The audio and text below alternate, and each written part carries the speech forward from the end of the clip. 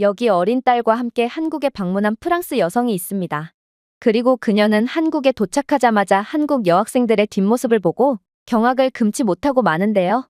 그녀는 충격이 매우 컸는지 이내 딸의 눈을 가린 뒤 연신 부끄러운 일이야라는 말을 반복할 뿐이었습니다.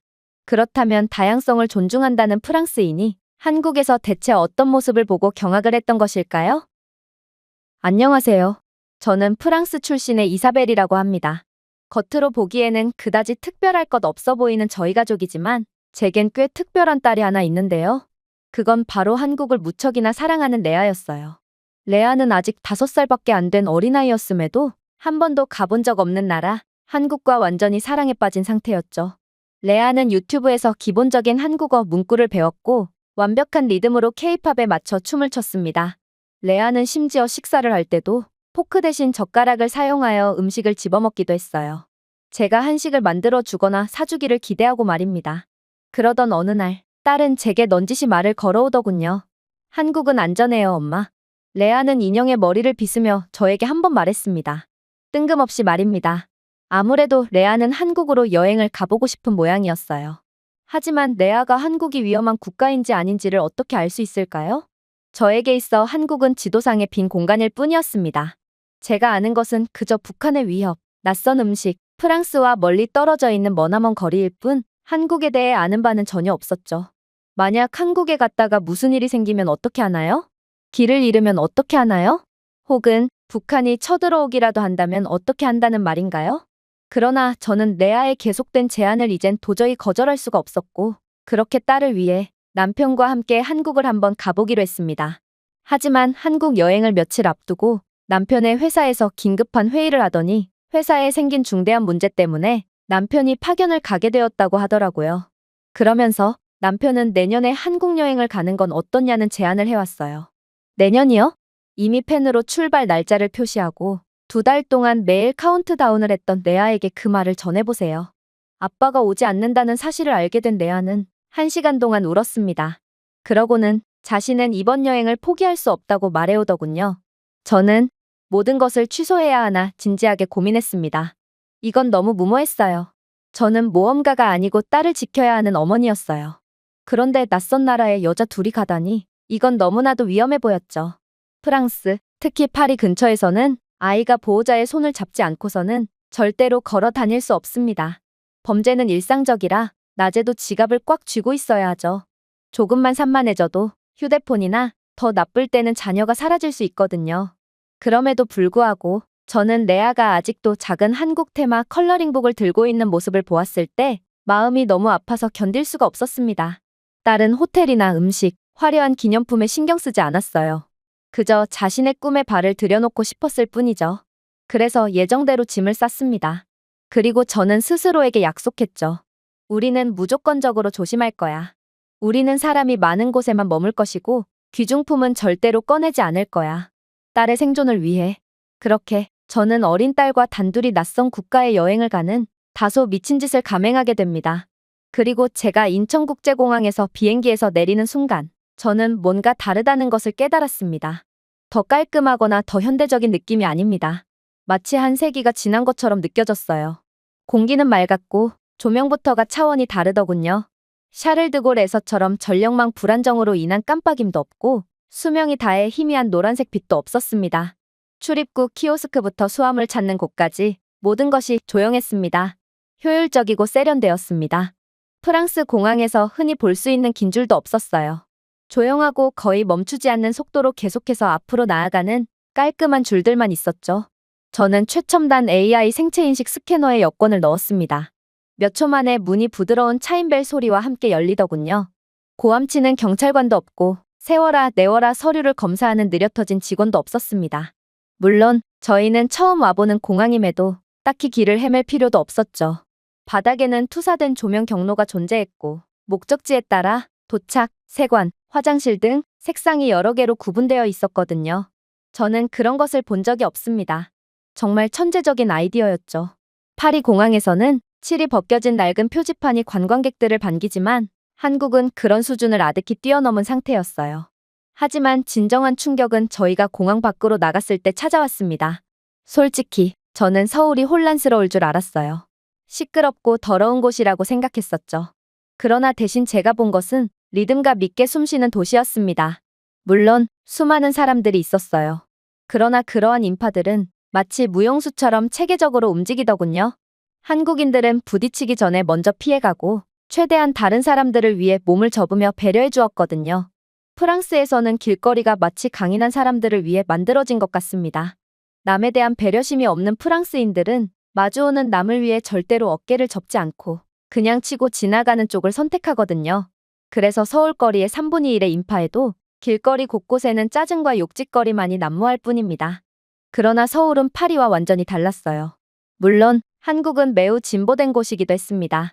거대한 LED 표지판이 얼룩덜룩한 건물에 부드럽게 펄럭이고 있었고 전기버스가 소리 없이 저희를 스쳐 지나가기도 했죠. 따릉이라고 불리는 공유 자전거도 있었어요. 프랑스였다면 시행과 동시에 전부 도난당했을 제도지만 한국인들은 꽃으로 둘러싸인 지정된 자전거 도로를 달리며 자신들의 공유 자전거 제도를 계속해서 유지하고 있더군요. 그러나 놀라운 점은 이뿐만이 아니었습니다.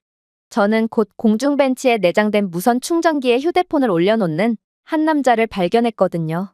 공중벤치에 무선 충전 기능이 탑재되어 있다니 이건 분명 시민들에게 엄청난 편의성을 제공하는 놀라운 아이디어였습니다. 그러나 한국이 이러한 고가의 인프라를 대체 어떻게 유지할 수 있는지 의문투성이었죠. 프랑스였다면 이러한 최첨단 벤치는 곧바로 도난을 당해서 작물시장에 팔아넘겨졌을 것이 분명하거든요. 그러나 그러한 의문도 잠시 저는 공원 한편에서 한 여성이 스마트워치를 두드리며 자판기 음료를 2초 만에 결제하는 장면을 보고는 그저 생각을 멈출 뿐이었습니다. 파리에서는 30년은 된 자판기가 동전을 삼키기만 할 뿐이거든요. 그렇게 저희는 계속해서 걸었습니다. 하지만 저희가 마침내 홍대의 중심부 거리에 도착했을 때 저는 약간의 긴장감을 느낄 수밖에 없었어요. 거리가 아까보다도 훨씬 붐볐기 때문입니다. 매우 혼잡했어요. 버블티를 마시고 있는 10대들, 쇼핑백을 든 젊은 커플들, 가족들이 사진을 찍고 있었죠. 사람이 이렇게나 많음에도 경찰이 경비를 서고 있지도 않았고 금속 탐지기도 없었습니다. 저는 아드레날린이 솟구치는 것을 느꼈습니다. 본능이 발동했어요. 저는 레아의 손을 더 꽉 잡았습니다. 파리로 돌아간다면 이 정도 수준의 인파는 경고가 될 것입니다.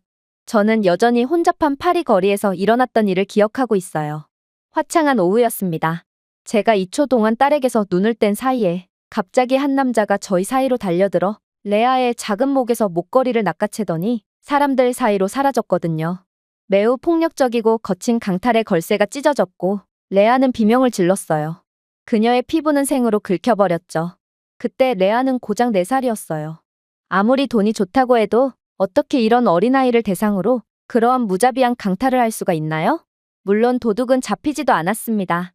보안 영상은 너무 흐릿했고 경찰들은 아예 단순한 도둑질일 뿐이라며 관심조차 없었죠.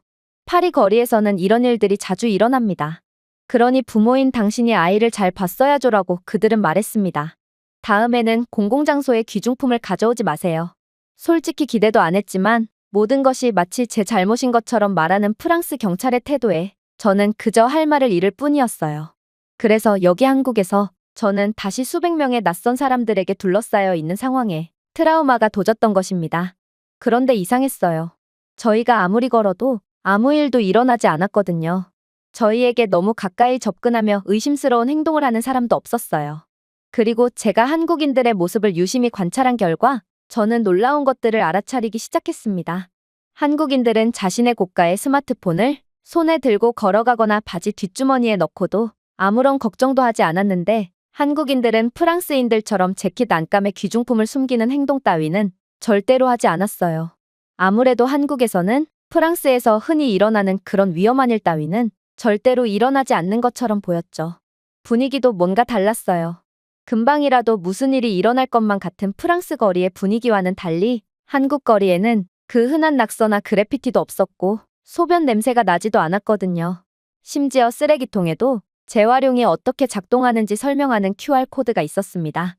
한국 거리에는 세련되고 조용한 것들, 기능적인 것들로 가득 차 있었고 그게 바로 제가 이곳에서 안전을 느낀 이유인 것 같았어요.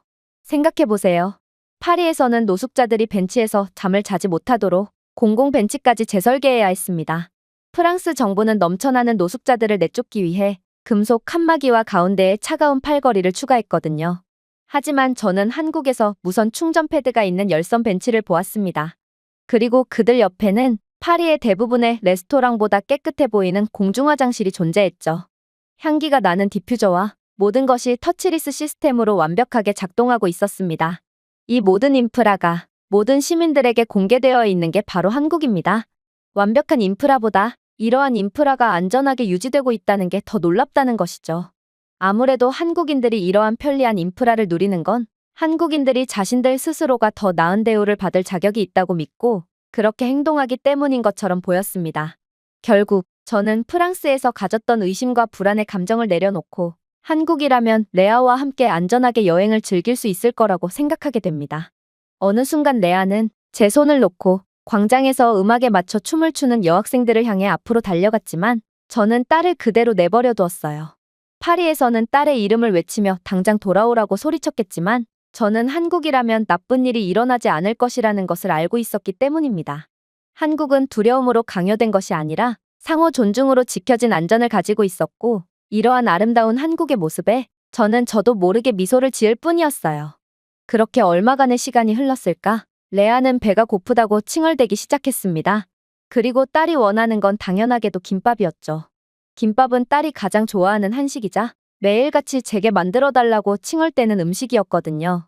저는 마침 유리창 사이로 김밥이 수북이 쌓여있는 식당을 보게 되었고 그 길로 그곳 식당으로 향하게 됩니다. 세련된 간판도 없고 예약 데스크도 없는 두 개의 높은 건물 사이에 끼어있는 소박한 식당이었죠. 매콤해 보이는 끓는 국물과 지글지글 끓는 참기름의 따뜻한 향. 저희가 안으로 들어서자마자 카운터 뒤에 있는 한 여성이 억지로 웃는 것이 아닌 마음에서 우러나오는 따뜻한 미소를 지었습니다. 그런데 저희는 아직 주문도 하지 않았는데 몇 분 만에 쟁반이 테이블에 도착하더군요. 그리고 레아는 당황한 제게 자신있게 외치더군요. 엄마, 이건 메인 요리가 아니라 기본 요리예요. 한국에서는 메인 음식 외에 무료로 음식 몇 가지를 제공해 주거든요. 뜨거운 국물이 담긴 은색 주전자와 스테인리스 스틸컵 2개, 그리고 물과 3개의 작은 반찬 접시가 놓여 있었습니다. 단무지와 어묵볶음, 그리고 아삭한 김치였어요. 주위를 둘러보았습니다. 모두가 가지고 있더군요. 그리고 이에 대해 아무도 추가 비용을 지불하지 않았어요. 레아는 한식이 너무나도 좋았는지 메인 요리가 나오기도 전에 앉은 자리에서 자신이 가장 좋아하는 반찬을 다 먹어치워버리더군요. 직원은 그냥 걸어와서 반찬을 전부 다시 가져다 주었습니다. 추가 요금은 전혀 없었죠. 믿을 수가 없었어요. 파리에서는 물도 공짜가 아닙니다. 한 병에 돈을 지불해야 합니다. 조그마한 빵을 더 달라고요? 반드시 추가 요금을 지불해야 합니다. 하지만 여기 한국에서는 이 작은 가게가 관대함의 사원처럼 보였습니다. 주문한 김밥은 빠르게 나왔어요. 따뜻하고 크리미한 참치 김밥, 그리고 양념 소고기로 속을 채운 불고기 김밥, 레아가 가장 좋아하는 치즈 김밥, 그리고 용감한 사람들을 위한 매운 오징어 김밥이 나왔습니다. 솔직히 그다지 기대는 되지 않았어요. 저는 미식의 국가인 프랑스 출신이기도 했고 또 이 김밥은 마치 패스트푸드처럼 상당히 빨리 나왔거든요. 그러나 제가 김밥을 한 입 베어문 순간 이건 단순한 음식이 아니라 예술이라는 것을 단번에 느낄 수 있었습니다. 해초로 감싼 과학이었죠.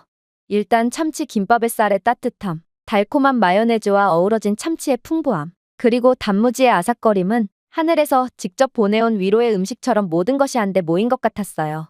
프랑스에는 크로크무슈가 있지만 참치 김밥은 해초로 감싼 크로크무슈였고 진화하여 조화롭게 다시 태어난 것 같았어요. 레아가 가장 좋아하는 치즈 김밥은 어떻고요? 밥에 치즈라니, 이건 절대로 태어나지 말아야 할 조합처럼 보였지만 녹은 치즈는 밥과 함께 놀고 햄을 껴안았습니다. 그리고 한 입 베어물 때마다 이 완벽한 조화로움에 감탄을 연발할 수밖에 없었을 만큼 한국은 조화의 이론을 깨부수는 말도 안 되는 음식을 만들어냈죠. 제가 가장 좋아했던 김밥은 바로 불고기 김밥이었습니다. 달콤한 소스에 절인 얇은 소고기 조각들이 들어있는 불고기 김밥은 고기는 믿을 수 없을 정도로 부드러웠기에 한 입 베어물 때마다 마치 한국식 미니어처 바비큐 같았습니다. 기름지지도 않고 무겁지도 않았으며 불고기와 쌀의 조화는 정말 완벽했어요. 매운 오징어 김밥은 꽤나 고통스러웠죠. 오징어는 쫄깃하고 연기가 나며 매운 고추장 소스로 코팅되었는데 양념은 목구멍 뒤쪽을 간지럽힐 만큼 매웠거든요. 정말로 레아는 오징어 김밥을 먹기 위해 무료로 제공되는 국물을 전부 다 마셔버렸을 정도로 오징어 김밥은 맵지만 화끈한 중독성을 자랑했어요. 그렇게 5살짜리 레아는 거의 성인 남성 한 명분의 식사를 전부 마쳤고, 한국인 직원은 이렇게나 많은 음식을 먹는 아이는 난생 처음 봤다며 신기해하기까지 했어요. 그리고 아이가 잘 먹는 것이 보기 좋다며 사탕까지 챙겨주더라고요. 도대체 제 아이가 음식을 잘 먹는 것이 자신과 무슨 상관이 있다고 이렇게까지 좋아해주며 선물까지 주는 것인지, 저는 이러한 한국의 따뜻한 문화에 감탄을 할 뿐이었습니다. 그렇게 딸과 함께 즐거운 시간을 보내다가 저는 서울에는 야간 시티투어 버스 프로그램이 있다는 것을 알게 됩니다. 그리고 레아는 이 시티투어 버스를 꼭 체험하고 싶다며 노래를 부르더군요. 저는 순간적으로 긴장을 할 수밖에 없었어요. 당연하죠. 낮이면 모를까. 밤에 돌아다니는 건 너무나도 위험한 행위이기 때문입니다.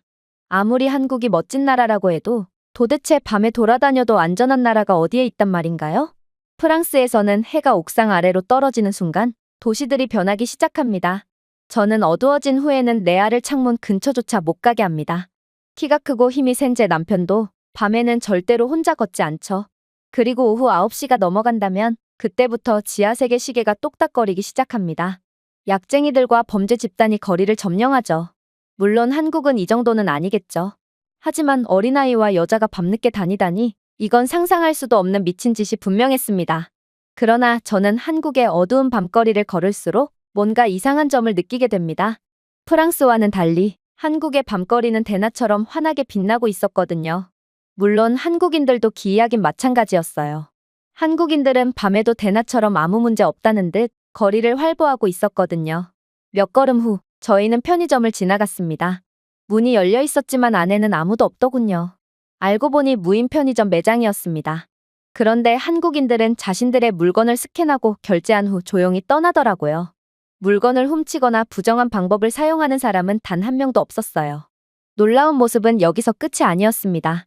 저는 몇 미터마다 꼭대기에 둥근 검은 돔이 있는 흰색 기둥을 발견할 수 있었거든요. 네, CCTV 카메라였습니다. 하지만 제가 프랑스에서 본 것보다 훨씬 더 발전한 형태의 카메라였어요. 사실 한국은 전 세계에서 가장 진보된 AI 기술을 가지고 있는 기술 강국이었고, 이 CCTV는 한국의 AI 스마트 감시 그리드의 일부였거든요. 국가 통합 안전 플랫폼과 연계된 이 카메라는 단순히 녹화만 하는 것이 아니라 감지하고 있었습니다. CCTV는 빅데이터 기술을 통해 사람들의 의심스러운 움직임을 식별할 수 있었고, 군중 패턴을 인식한 뒤 우발적인 상황을 예측할 수도 있었어요. 또한 이 CCTV는 소리 수준을 측정하고 갑작스러운 비명이나 충돌을 감지한 뒤 자동으로 당국에 연락해주는 기능도 탑재하고 있었습니다. 심지어 카메라에 내장된 얼굴 인식 소프트웨어는 알려진 범죄자들이 감시 구역에 진입하는 순간 신고되도록 보장하고 있었는데요. 일부 시스템은 옷 안에 숨겨진 무기를 찾기 위해 열감지를 스캔하기도 한다고 했습니다. 마치 공상과학 소설 같았어요. 하지만 한국에서 그것은 진짜였고 현실이었습니다. 한국인들은 무료로 이러한 기술의 혜택을 받고 있던 것이죠. 이러니 한국인들 모두가 어두운 밤임에도 범죄를 두려워하지 않고 있던 것입니다. 한국인들의 남에게 피해를 주지 않는 높은 수준의 시민의식에 더해 시스템조차도 이들을 보호해주고 있었기 때문입니다. 그래서 저는 용기를 얻게 되었어요. 아무리 범죄 취약계층인 저희였지만 저는 한국에서만큼은 항상 안전하게 여행을 이어나갈 수 있을 거라고 확신했고, 야간 시티투어 버스를 탑승해도 아무런 문제가 생기지 않을 것을 확신했거든요. 그렇게 저는 레아의 간절한 요청에 못 이기는 척 시티투어 버스를 탑승하러 갔습니다. 그리고 2층 버스에 탑승한 제 눈에 들어온 광경은 충격적이었죠. 사실 프랑스에서는 해가 지면 모든 상점들은 경고 사이렌처럼 울리는 삐걱거리는 소리와 함께 금속 셔터를 내려놓습니다. 거리가 비어있고 불빛이 희미해지죠. 남은 것은 공허한 도시입니다. 쓰레기와 깜빡이는 램프, 그리고 가끔 약에 취한 채 공허 속으로 외치는 소리에 둘러싸여 있습니다. 그러니 야간 2층 버스를 탑승한다고 해도 딱히 볼만한 것이 없죠. 그저 위험할 뿐입니다. 하지만 한국의 밤은 제가 기대했던 모든 것을 완전히 무너뜨렸습니다. 거리는 깜빡이는 전구 하나 없이 깨끗하고 일관된 LED 조명으로 반짝였습니다. 네온 사인은 건물을 부드러운 분홍색, 파란색, 그리고 금색 노란색으로 칠했습니다. 아이들은 아이스크림을 들고 작은 광장을 뛰어다녔습니다. 자동차뿐만 아니라 아름다움을 위해 다리에도 불이 켜졌어요. 한강 다리는 리드미컬한 조명에 프로그래밍 가능한 LED 조명 분수를 뿌렸습니다. 스피커가 디스플레이에 맞춰 클래식 한국 음악을 부드럽게 연주했어요. 투어 버스는 계속해서 한강을 부드럽게 건넜습니다. 한쪽에는 부드러운 디지털 아트로 진동하는 고층 빌딩들이 있었습니다. 다른 한편으로는 그 아래로 펼쳐진 고요한 공원들이 있었습니다. 조깅하는 사람들, 자전거를 타는 커플들, 아이들이 줄넘기를 하며 뛰어노는 모습이 펼쳐져 있었어요. 저는 살면서 이렇게나 숨쉬는 도시는 본 적이 없었습니다. 어두워진 후에도 번창하는 도시 말이에요. 한국은 밤을 두려워하지 않고 소유하고 있었습니다. 그 누구도 해내지 못한 일이었죠. 레아가 숨을 헐떡였습니다. 엄마, 한국은 끝나지 않는 축제 같아요. 레아는 틀리지 않았습니다. 위에서 보면 한국의 도시는 살아있는 회로 기판처럼 빛났습니다. 살아있고 연결되어 있으며 보호받고 있었거든요. 디지털 도로 표지판은 실시간 교통 업데이트를 표시했습니다. 모든 구석에는 보안 카메라가 있었고 길거리 중간중간에는 5가지 언어 인터페이스가 있는 긴급 호출벨과 키오스크가 존재했어요. 이는 구급차, 경찰, 소방서와 연결되어 있어서 즉각적인 대응을 가능케 했죠. 저는 느낄 수 있었습니다. 한국에서는 위험이라는 게 아예 존재하지 않는다는 것을 말이죠. 인터폰을 통해 투어버스 운전자의 목소리가 들려왔습니다. 여기는 밤의 서울입니다. 낮과는 많이 다르죠? 대부분의 외국인 관광객들은 밤의 서울은 살아있는 것처럼 느껴진다고 해요. 여러분들도 그렇게 느끼시나요? 그가 옳았습니다. 한국은 지구상에서 낮에 극한의 효율성을 자랑하는 몇 안 되는 곳 중 하나입니다. 이들이 빠르게 발전한 것만 봐도 낮에 한국이 얼마나 치열하고 효율적으로 돌아가고 있는지 알 수 있죠. 그리고 밤은 한국의 시민들끼리 공존하고 있었어요. 한국 야경의 아름다움 뒤에는 신뢰가 있었거든요. 저는 자신들의 국가가 매시간 안전하다고 느껴야 한다는 한국인들의 확고한 신념을 곧바로 느낄 수 있었을 정도로 한국은 정말로 특별한 국가였어요. 물론 투어 버스 내부에서도 오직 한국에서만 볼 수 있는 특별한 모습은 계속되었습니다. 바로 버스 안에 있는 한국인들은 자신의 가방이나 핸드백 등의 귀중품을 자리에 그대로 두고 사진을 찍거나 풍경을 감상하는, 프랑스에서는 금기시되는 행동을 서슴지 않고 있었거든요. 심지어 일부는 디자이너 백팩을 지퍼가 열린 상태로 덩그러니 남겨놓고도 신경도 안 쓰더라고요. 파리에서 즉시 대가를 치르게 될 수 있는 치명적인 부주의였습니다. 프랑스에서는 아이들에게 물건을 숨기는 법을 가장 먼저 가르칩니다. 가방을 항상 꽉 잡고 있고 절대로 물건을 혼자 두지 않는 것 따위를 말이죠. 그렇지 않으면 강도를 당할 것이기 때문입니다. 어쩌면이 아닙니다. 언젠가가 아닙니다. 반드시 그렇게 될 것입니다. 그리고 그 뒤의 이야기는 뻔하죠. 제가 레아의 목걸이를 훔쳐간 남자를 잡기 위해 경찰서에 들렀을 때처럼 경찰은 그러길래 왜 부주의했는지에 대해 물어보며 얼렁뚱땅 사건을 종결시켜버리겠죠. 하지만 한국은 마치 도둑질이라는 행위 자체가 존재하지 않는 것 같았어요. 더 정확히 말하자면 내 것이 아닌 것을 가져가는 것은 한국에서 너무나도 낯설고 너무나도 부끄러운 일처럼 느껴졌죠. 아무도 그런 행위를 고려하지 않았거든요. 저는 한 한국인 소녀가 앉아서 잠드는 모습을 지켜보았습니다. 그녀의 스마트폰은 무릎 위에 올려져 있었지만 아무도 그것을 보지 않더군요. 아무도 무방비 상태인 그녀의 스마트폰을 훔치기 위해 가까이 다가가지 않았습니다. 힘이 아닌 선택으로 구성원을 보호하는 사회, 그게 바로 한국이었던 것입니다. 하지만 이러한 감탄도 잠시, 저희에게는 곧 눈물이 날 뻔한 일이 일어났습니다. 그렇게 완벽한 투어를 마치고 버스에서 내리자마자 레아는 자신의 작은 동전 지갑을 떨어뜨렸다는 것을 깨닫게 되었거든요. 그 동전 지갑에는 레아가 수년 동안 모은 작은 보물들이 담겨 있었습니다. 한국의 동전, 우표 등 레아는 자신이 사랑하는 한국에 관련한 것들을 모으는 취미가 있었거든요. 그런데 레아의 그 몇 년간의 노력은 물거품이 되어버린 것입니다. 딸은 망연자실했습니다. 저는 레아를 위로하려고 노력했어요. 걱정하지 마, 레아. 어쩌면 친절한 사람이 내 보물을 찾아줄 수도 있어. 하지만 솔직히 말해서 프랑스에서는 보통 어떤 종류의 사람은 절대로 오지 않습니다. 그리고 레아의 동전 지갑은 제가 쓰던 명품 브랜드의 동전 지갑이었기에 솔직히 다시 찾을 수 있을 거라는 생각은 전혀 안 들더라고요. 지갑을 팔면 많은 돈을 벌 수 있는데 그걸 돌려줄 사람이 있을 리가 없었어요. 하지만 그러한 암울한 생각을 채 끝내기도 전에 한 한국인 여성이 저희에게 말을 걸었습니다. 이 동전 지갑, 당신의 물건인가요? 당신이 앉았던 자리에서 주었어요. 그녀가 완벽한 영어로 물었습니다. 레아의 눈이 반짝였습니다. 모든 것이 여전히 안에 있었습니다. 비행기에서 그녀가 그린 작은 구겨진 그림도요. 말도 안 됐습니다. 양심의 가책을 조금 내려놓고 조금만 욕심을 부렸다면 이 한국인 여성은 지갑을 판매하며 많은 돈을 벌 수 있었을 거예요. 하지만 한국인들은 그러지 않았어요. 양심 앞에는 타협이 없다는 것처럼 행동했죠. 심지어 그녀는 감사 인사조차 기다리지 않았어요. 레아의 지갑을 찾아준 한국인 여성은 마치 아무 일도 아닌 것처럼 돌아서서 걸어갔거든요.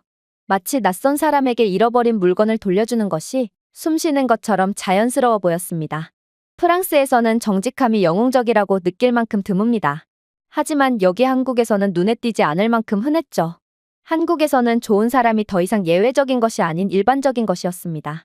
그리고 그것은 한국의 모든 것을 특별하게 만드는 이유였죠.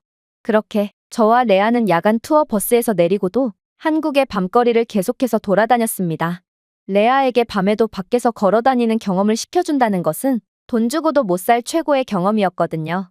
그리고 그러다 보니 시간은 거의 자정이 다 되어가더군요. 하지만 역시나 위험은 없었어요. 공기는 맑고 시원했으며 이상하게도 살아있었습니다. 이 시간대에는 대부분의 도시가 스스로 무너지기 시작합니다. 하지만 서울에서는 그렇지 않습니다. 여기 거리는 여전히 흥얼거리고 있었습니다. 그러나 투어버스에서 시간을 보냈던 밤 시간대와 자정이 다 되어가는 지금의 시간대의 분위기는 조금 달랐어요. 아무래도 유동인구가 많이 줄었기 때문인 듯 보였죠. 저는 이만하면 충분히 서울을 즐겼다고 생각했기에 이젠 호텔로 들어가기로 했습니다.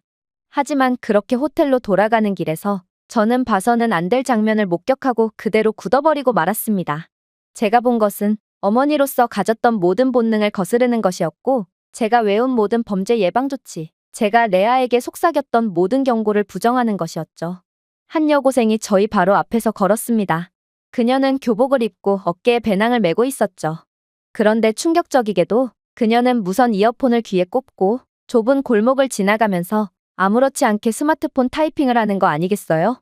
다시 한번 말씀드리겠습니다. 10대 소녀가 자정에 혼자 걷고 있습니다. 그녀는 어두운 골목을 지나갔고 비싼 전자제품을 착용하고 있습니다. 귀에는 이어폰, 그리고 눈은 스마트폰을 보고 있으므로 범죄가 일어난다면 그저 속수무책으로 당할 수밖에 없는 상황이죠. 이건 말도 안 됐어요. 인정할게요. 한국은 세계에서 가장 안전한 국가라는 것을 말입니다. 하지만 이 정도를 기대하진 않았어요. 지금 시간은 자정이었고 그녀는 거리 한복판이 아닌 으슥한 골목길로 들어갔기 때문입니다. 파리에서라면 그녀는 불로 끝까지 가지도 못했어요. 누군가 그녀를 따라가서 그녀의 휴대폰과 무선 이어폰을 훔치고 어쩌면 더 나쁜 일도 당할 수 있겠죠. 저는 딸을 가진 엄마로서 당장 그 학생을 따라가서 골목길을 끝까지 지날 때까지만이라도 그녀의 안전을 위해 도와주어야겠다고 생각했습니다. 하지만 그렇게 발걸음을 떼자마자 저는 더욱 믿기지가 않는 장면을 목격하고 완전히 할 말을 잃어버리고 말았어요. 그 골목길 사이로 10살쯤 되어 보이는 아이가 혼자서 들어가 버렸기 때문입니다. 그리고 몇 분 뒤 아이의 부모님처럼 보이는 사람들이 뒤늦게 골목길을 지나쳤죠. 가족 외식을 마친 것처럼 보였는데 어떻게 10살짜리 어린아이가 혼자서 으슥한 밤 골목을 지나도 아무런 문제가 없을 수가 있단 말인가요? 어떻게 부모가 딱히 신경을 쓰지 않아도 상관이 없을 수가 있나요? 결국 저는 마침내 이해했습니다. 이것은 부주의가 아니었습니다. 이것은 한국의 사회의 구조에 새겨진 신뢰였습니다. 한국인들은 마치 평행우주에 사는 것 같았습니다. 규칙이 모두에게 복종하는 곳. 혼자 걷지 마세요. 귀중품을 보여주지 마세요.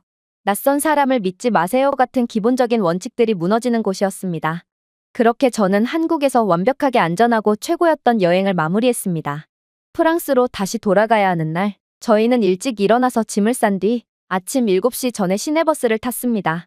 조용하고 여전히 어두웠지만 버스는 이미 반쯤 가득 찼습니다. 고등학생, 직장인 등 모두가 조용하게 목적지로 향했죠. 그러고 나서 저는 무언가를 알아차리기 시작했습니다.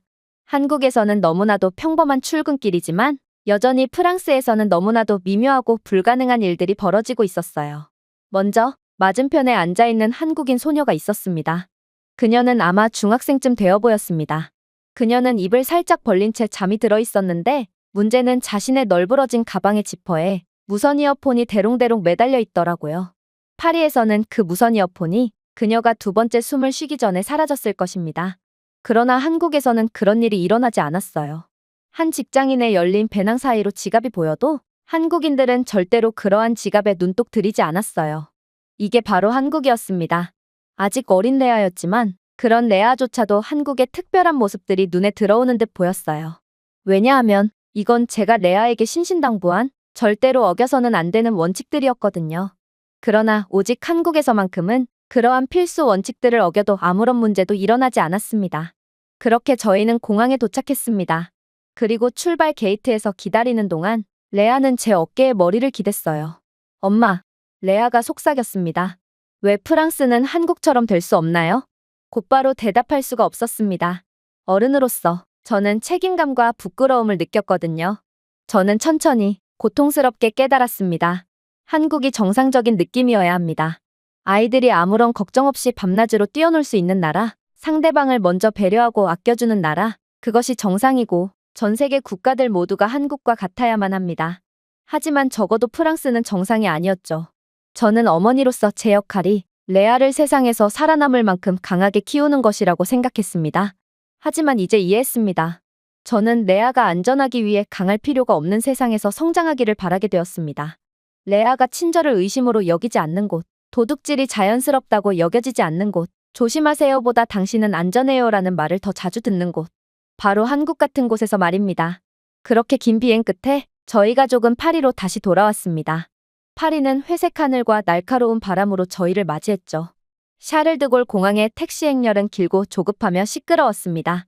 한 운전자가 주차 공간에서 다른 운전자에게 소리를 질렀습니다. 어디선가는 소매치기가 일어났는지 추격전이 벌어지고 있기도 했어요. 익숙한 감정이 다시 스며드는 데는 그리 오래 걸리지 않았습니다. 어깨에 얹힌 미묘한 무게, 가슴에 조용한 긴장감, 가방을 조금 더 꽉 잡아야 할 필요성. 레아도 그것을 알아차렸습니다. 레아는 평소보다 더 세게 제 손을 잡았거든요. 그러고는 아무 말도 하지 않더군요. 그날 저녁, 저희는 남편과 함께 저녁 식탁에 둘러앉았습니다. 그는 저희에게 여행이 어땠냐고 묻더군요. 그리고 제가 한국에서 느낀 것들을 말하자 남편은 제가 거짓말을 하고 있다고 생각했어요. 그는 웃으며 과장하지 말라며 제 말을 일축했거든요. 그런 나라가 정말로 존재한다면 그는 농담을 던졌습니다. 이사벨, 내가 눈여겨보고 있던 디자이너 가방을 사줄게. 그냥 웃었어요. 이젠 더 이상 가방이 필요 없다는 것을 알았기 때문입니다. 왜냐하면 저는 한국에서 더 귀중한 것을 목격했기 때문입니다. 돈으로는 살 수 없었던 것들이죠. 울타리와 경보기가 아닌 공동의 책임과 존중을 가지고 자녀를 보호하는 사회 말입니다. 저희는 반드시 돌아올 것입니다. 저희는 이미 다음 여행을 계획하고 있어요. 이번에는 남편도 함께 갈 것입니다. 그리고 그도 느끼게 되겠죠. 그는 자정 이후에 거리가 반짝이는 나라를 보게 될 것입니다. 아이가 휴대폰을 떨어뜨리면 낯선 사람들이 휴대폰을 돌려주기 위해 아이를 쫓아가는 장면을 볼 수 있습니다. 학생들은 혼잡한 버스 안에서도 고가의 기기를 내버려둔 채 마음 편히 숙면을 취할 수 있습니다. 남편은 비로소 이해할 수 있게 되겠죠. 자신이 그렇게나 자부심을 갖고 존경하던 조국 프랑스는 한국에 비한다면 그저 제정신이 아닌 개발도상국일 뿐이었다는 것을 말입니다. 제가 준비해온 내용은 여기까지입니다. 끝까지 시청해주셔서 진심으로 감사드리며 여러분들의 구독과 좋아요, 알림 설정은 영상 제작에 큰 힘이 됩니다. 이상 세모튜브였습니다.